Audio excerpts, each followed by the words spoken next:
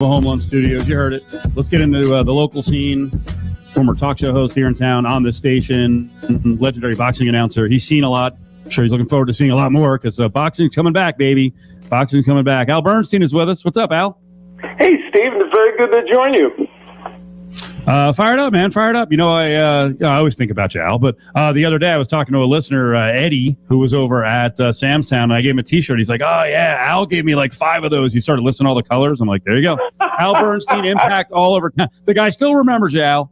That's great. Well, hey, giving prizes away when I was on your station was one of the most fun. It remains to this day, those 4 years I spent there, remains to this day some of the most fun I've ever had. Is that right? That's a very nice thing to say. Absolutely. I so thoroughly enjoyed that experience. It was great. Al, more fun than you had in Atlanta. That looked like a lot of fun to me. Oh boy, yes sir, Atlanta. I vaguely remember when I did the Showtime show this past week. As we were rehearsing, I said, this is going to be a hard show to do because I will not get a contact high. Yes, you're going to smoke load. Because the previous one, I did apparently. It was intriguing. Let's just say it was an intriguing experience. On the way back, there was actually the Paul brothers doing their Showtime chant. So what do you think of this whole thing? You got to see it up close. It's quite the phenomenon, and now Showtime's on board with Jake Paul. Well, yeah, the interesting thing is, look, boxing, it's funny you said it before, boxing is back. Boxing's in the midst of a excellent year. When boxing came back after the pandemic, it took it about 2 months to get its sea legs, and then after having had only a decent year, the year before even the pandemic, things started to click. And going into this year, things have clicked on a very good level. Matches have been excellent, good ones scheduled, and honestly, not being a cheerleader for the sport, just being, objective, very good. But along with that comes what is a new phenomenon, the idea of celebrity boxing. And you can present it in a lot of different ways. Triller is presenting it in one way, and that was what, I experienced in the last show, and with the music and, behavior on the air that pushes the envelope, all that stuff. Or there's other ways to present it. Even the first broadcast that had the Tyson fight on was a little different. We're going to find our own way of presenting it on Showtime. Obviously, we've got Floyd Mayweather and Jake's brother on the first installment, and now Jake Paul has gotten on board with Showtime. So we're going to find a way to present it in the right, hopefully, a way that retains the kind of, different and eccentric thing that it presents, and yet still makes it interesting because it is, after all, boxing. I'm excited to see how it works out and where it goes. Do you almost run a risk of taking the craziness and putting too much of a shine on it? Is there a danger in that? Yeah, listen, this is just to be perfectly candid.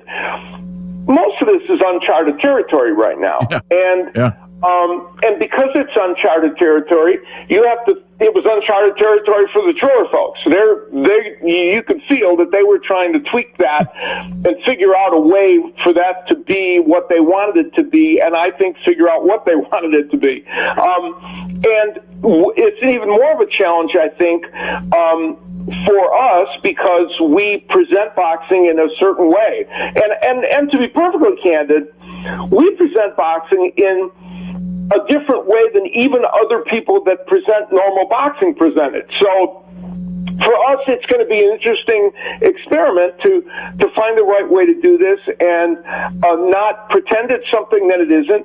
Retain the essence of it being different, and yet with some real boxing matches that are part of it, still make it a boxing show. So it's a different kind of thing. How long will it last? How effective will it be in the boxing universe? Absolutely no one knows the answer to those questions. It's well said. Al Bernstein's with us. Yeah, I think it's important to remember this is almost like a wake-up call with the celebrity fights that sports can be fun. They can be a little bit lighter. There's a seriousness to it, and obviously, guys are putting themselves at risk. You don't want anyone hurt, but every once in a while, we need to be reminded in the world of sports, in our bubble, that this is for the fans, and it's supposed to be fun. We can lighten up. Yeah, no, that's a very good point, and I think that was well said, and that's what part of this is all about. Now, it's more dicey because it's boxing and people are hitting each other, and it's a combat sport, so it's not like the 3-on-3 basketball league which I get a kick out of with the older basketball players. That is kind of a little bit in the same vein and same genre. Boxing, you're hitting each other. So, but it is that. It is reminding us that we can be. And honestly, for parts of the broadcast that I participated in, there was, I think there was the right note struck of having fun and still presenting the sport in a light way. Some parts of the show. Al, I want you to talk about Jose Ramirez and Josh Taylor. I was just looking at the ESPN story by Mark Raimondi, and you're featured in there, giving your breakdown of the fight. So, I wouldn't say even fight, but right now Taylor, I think, is minus 215. What do you think of the fight, and how does each guy win? Yeah, it's interesting. It's a very good match. It's one of a number of unification matches that boxing has had and is going to have this year. Josh Taylor, I did his fight with Victor Postol over in Glasgow a couple of fights ago. Of course, Victor Postol also fought Jose Ramirez, and gives us kind of a comparison of the two fighters. They both won decision wins, but Ramirez struggled more against Postol. Listen, Josh Taylor is a left-handed boxer-puncher who likes to fight on the inside, but also can be more of a pure boxer. Jose Ramirez knows one speed, and that is come straight ahead with all guns blazing. He's a terrific body puncher, and I think it's kind of makes sense for Taylor to be the favorite. I don't know if he's too much of a favorite, if that makes him more of a favorite than he should be or not, but the conventional wisdom is that he's probably the favorite in this fight. But this is really, I think, a fight that you can make a strong case for either man winning. And for Ramirez, it's going to have to be with this constant pressure and putting Josh Taylor off his game. And for Taylor, it's going to be showing a more multifaceted approach to boxing. We should mention what's going on Showtime, because MMA is there, and I think this is the best. Showtime's had MMA for a while. I think this is the best promotion, Bellator, that you guys have been paired with. And tonight we get a full card, including a Cyborg fight. Yeah, Bellator, in returning to bringing mixed martial arts back to Showtime, we used to have Strikeforce on, and I even did a couple of those shows, you may remember. But we, the Bellator fun. The MMA has been good. The Anthony Johnson, Jose Augusto match, the last show was, a barn burner. And so the quality of the matches has been fun. And I believe, I'm not totally unbiased, but I think the presentation of it has been really good. And it's been fun to see. And now, tonight, Chris Cyborg, who is one of Bellator's big, performers, takes on Leslie Smith in a rematch of a match that they had years ago. Smith is 2-2 in Bellator fights that she's had, and the loss to Cyborg was earlier in her career. And also Alfie Davis and Alexander Shabli. It should be a good match as well. So I'm looking forward to it. So when I mentioned earlier, I should clarify when I was saying, hey, boxing is back. It didn't go anywhere, and there's been some big fights over the last year or so, but the crowds could be back. So we're going to have fans here potentially in Vegas. Boxing's back in Vegas with fans. We could have Fury Wilder 3. We could have Errol Spence and Manny Pacquiao. Do you believe both of those fights will go down? And is one of them big enough to warrant putting in our big football stadium and trying to get 35, 40, 45,000 fans? Yeah, that's a good question. I think the odds are one of them will probably end up at the football stadium. Maybe both. I don't know. I know the July 24th date they're suggesting for Wilder Fury. I believe that date is available at the Allegiant Stadium and could be there. And I think Wilder Fury could, I mean, to me, the mark of whether it merits it is, do you need more than, let's say, 20,000 seats? Because that's what you can put indoors, or 18,000 or whatever it ends up being at that point when we know how many people can be spaced out and, based on the restrictions. I think one of them for sure will end up at Allegiant Stadium. And if I was a betting person, which I guess I should be in Las Vegas, right? I would say maybe Wilder Fury. We saw it. We mentioned how this year's been pretty good for boxing. We're making some matchups that we all wanted to see, and we're having some good battles and good action that we're getting to watch. Do you think this was the pandemic kind of forcing some decisions we made and some things to come together, and that is a very good question. That is, I've thought about that, and you're 100% correct in asking it. I actually think that has been part of it. People, when they're forced to make important decisions for their own well-being, whether it's personally or business-wise, are oftentimes forced to do the right thing more often. And that's kind of what's happened to boxing. I think they said, we've got to come back from this because, we're those sports that are leagues like football, basketball, baseball, they have a certain order and they have a certain, it's pretty much known how they're going to come back and what they're going to do. Boxing is not that way. It always runs the risk of having a downtime. And so I think without it being spoken, these promoters, managers, fighters, and everybody else involved kind of said, we have to come back in a way that's going to be pleasing to the fans. And for the most part, they've managed to do that. Al Bernstein's on the horn with Cofield Company. Al, when did you first move to Vegas and make it your full-time residence? I came here in the ending part of the 80s. It was either 88 or 89, one of those 2 years. I can't remember exactly. But that was when I moved out here. And it turned out to be a wonderful choice. If I told you in 1989 that we would have an NFL team on the ground, the NFL would completely embrace sports gambling, and that your Bears would be here so that your hometown team, you could go see them. You could go see them in a brand new football stadium. No, you know what? I would have thought that you were writing an Isaac Asimov science fiction book. No, you could have never imagined even half of those things happening, let alone all of them. And even with talk of a Major League Baseball team coming here,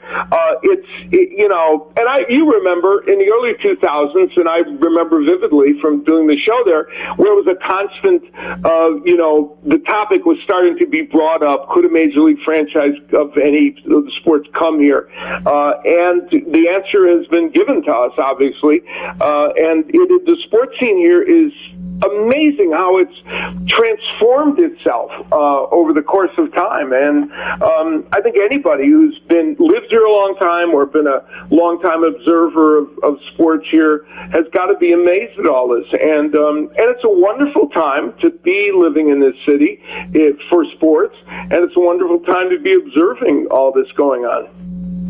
We spent a good chunk of money on the stadium, the public did, with the hotel tax revenue, and as it looks now with the ticket demands for the Raiders games, I mean, there's a chance we could have, folks from out of town to the tune of like 60 to 100,000 coming in. So we'll see if it works out economically. I know right now we need it. So the fact that after a year of not having people here, it's going to be a welcome sight along with these boxing matches and Garth Brooks as the town comes alive. So the stadium is going to be very beneficial. Certain things become catalysts in a different way and on a smaller level. When the Smith Center was built here in Las Vegas, it was a certain kind of catalyst. It brought certain performers here. It gave the city a kind of a cultural center. The football stadium, in a very different way and certainly a more grand way, has done that as well. And of course, the start to it was, halted because of the pandemic. But now we get a chance to see, as you point out, okay, exactly how much is this going to impact us, both in terms of the financial part, which is vitally important, as you state, and what's it going to mean in general to the city? And I think it's exciting for all of us now to get a chance to see that. And there are signs, as you point out, that it could be that the answers to those questions could be ones that the city fathers and mothers that bet on this, that gambled on this, that may get the answers that they want to see. And the same is true for citizens, because as you point out, it's very important that Las Vegas at this point come out blazing and to get back to where it was. Al, what's coming up for you on the Showtime schedule?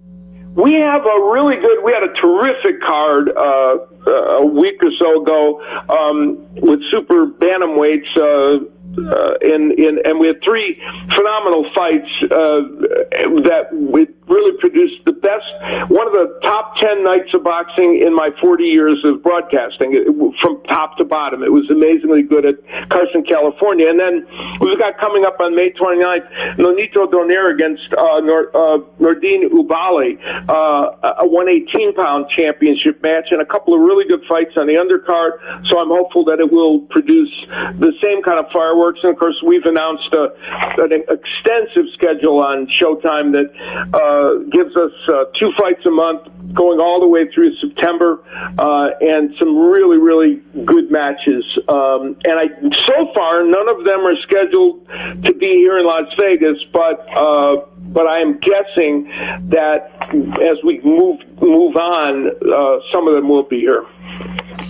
Most important thing. Wow, your boxing work is very important. When are you out performing again? Because that's one of the things I'm most excited about. Vegas opening up and starting to see all the performers, playing the stages again.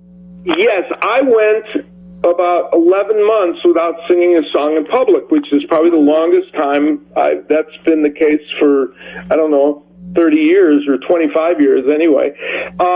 Tonight, strangely, I will be I'll be doing like one song. I'm going to the Kenny Davidson Bowtie Cabaret at the Tuscany, where tonight is a special night where many, many of the singers from Las Vegas, the shows and everything are coming there. And I've been cordially invited to come and do a tune there, so people can come over there and enjoy it. And then I'm hoping that sometime in the next couple months I can get back to maybe doing a few shows here and there. My problem is that the boxing schedule is so... between the boxing shows that I'm doing on Showtime plus doing my weekly show, Al Bernstein Unplugged, it's been a hectic schedule. So I'm hoping that in the next couple months I can get out and do some shows. It's good to be busy, right, Al?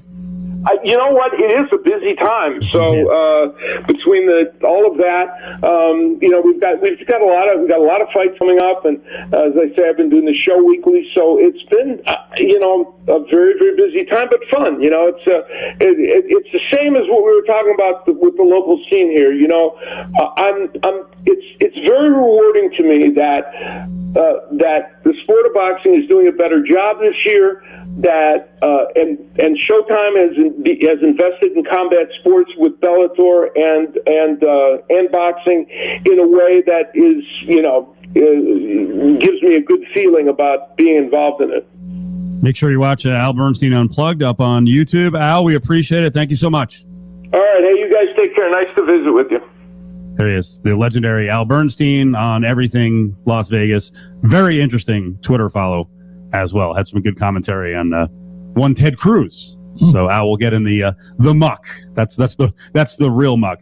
All right, wine of the week is coming up. Is a little combo with Grab Bag. Cofield Company closes it out here on a Friday. The Cofield Company crew is back tonight at 10:30. It's the DC and the Sunshine Man podcast with Dave Koken. Watch at Steve Cofield on Twitter or on YouTube.